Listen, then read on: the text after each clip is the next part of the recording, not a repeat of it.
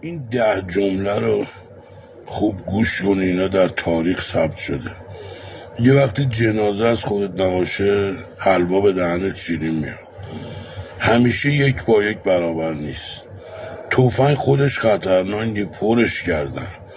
تو زمین کسی بوته خار نکار، شاید بعدا خودت پاورنه به دیدنش بری. جلیقه نجات رو اگه تنه ماهی کنی میشه جلیقه مرگ. همیشه برای همه یه نسخه نپیچ. همون آبی که سیب زمینی رو نرم میکنه تخم‌مرغ رو صفر میکنه. هیچ وقت صدتو برای کسی نذار. آدم ها عاشق نم نم بارونن، از سیل متنفرن. تو بچگیت استخونات درد گرفت، گفتن داری قد میکشی. پس قد کشیدن روش کردن دردم داره. پدر که به بازه همه میبازن. از سلام کردن یه بچه میتونی بفهمی تو خونهشون راجب تو چی میگن. دوری کن از کسی که با دیگران می میخوره، با تو تلو تلو.